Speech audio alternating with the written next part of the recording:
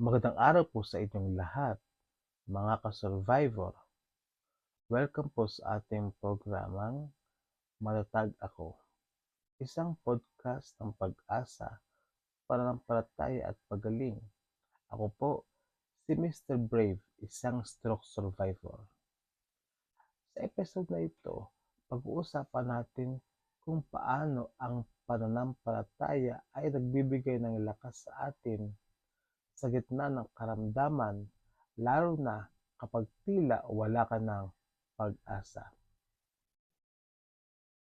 Kung ikaw man ay dumaraan sa sakit, sa hirap, o sa proseso ng pagaling, ang episode na ito ay para sa iyo. Alam mo, minsan sa buhay, dumarating talaga ang unos.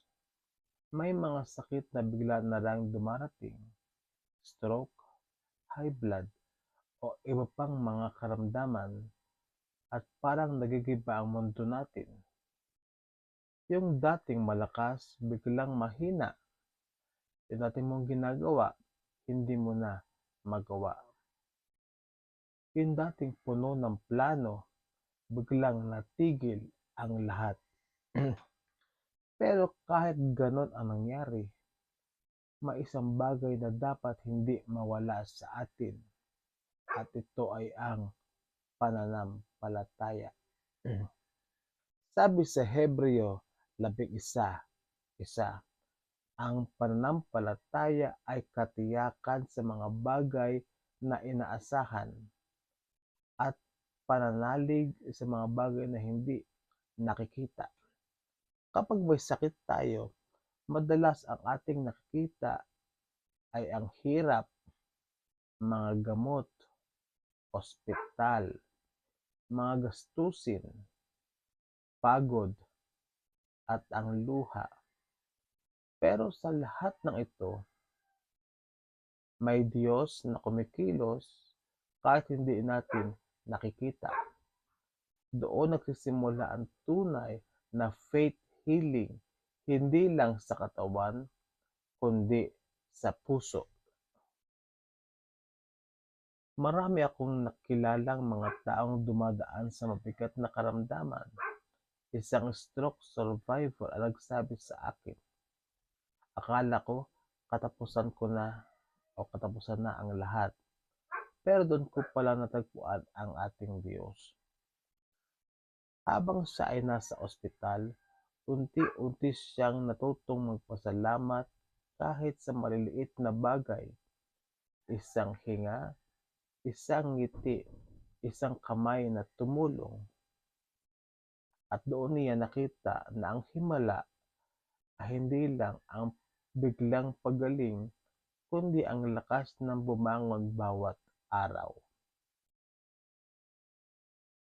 Kaibigan, ka-survivor, baka ikaw ay nasa ganitong yugto ngayon. Pagod ka na ba? Hirap ka na ba? At parang wala nang pagbabago? Pero pakinggan mo ito, kaibigan. Ang Diyos ay hindi nagpapabaya. Ang bawat sakit mayroong dahilan, at ang bawat luha may katumbas na aral. At sa bawat sugat may kasunod na pagaling. Kaya sabihin mo sa iyong sarili, matatag ako, hindi ako susuko, kasama ko ang Diyos sa laban na ito. Dahil ang totoong lakas ay hindi lang galing sa katawan, kundi sa kalooban, sa puso, at sa pananampalataya. Alam mo, minsan ginagamit ng Diyos ang sakit bilang daan para mapalapit tayo sa Kanya, para huminto tayo, makinig, at maramdam ang Kanyang pag-ibig. At kapag natutunan natin ito, unti-unti tayong gumagaling, hindi lang sa pisikal, kundi espiritual. Sabi sa Jeremiah 30:17, pagagalingin kita at ibabalik ang iyong kalusugan. Isang pangako ng Diyos na mayroong pag-asa, may pagaling at may panibagong simula. Kaya sa bawat araw, subukan mong manalangin sa ating Panginoon at lumapit sa Kanya. At kung may mga taong nag-aalaga o sumusuporta sa iyo, pasalamatan mo rin sila. Sila ang mga instrumento ng Diyos sa pagpapagaling mo. Ang mga kamay na tumutulong, ang mga salitang bumubuhat sa iyong kalooban, ang mga ngiting nagsasabing hindi ka nag-iisa. Kaibigan ka-survivor, kahit gaano kabigat ang iyong laban, tandaan mo, may Diyos na hindi ka kailanman susukuan. Kahit mabagal ang pagaling, basta't may pananampalataya, mayroong pag-asa.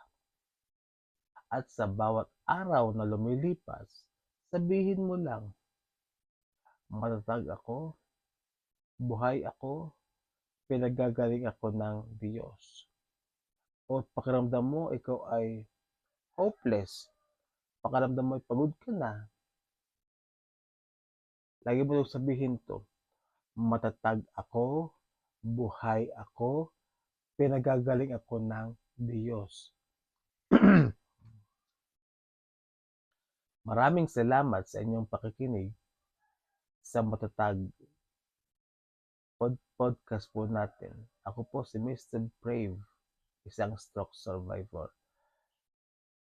Kung nagustuhan niyo po ang ating pong paksa sa araw po ito, paki-comment below po at i-comment niyo po kung taga saan po kayo para ating pong malaman kung saan nakakaabot ang ating video. Maraming salamat po sa inyong suporta at sa mga magandang feedback sa ating pong mga video. Pagpalain po kayo ng ating Panginoon, magpalakas po tayo, lagi po rin sabihin sa ating mga sarili na ikaw ay matatag, ikaw ay mayroong pag-asa dahil kasama mo ang Panginoon. Hindi ka niya iiwan, karamay mo siya, kasama mo siya sa iyong laban. Hanggang sa susunod,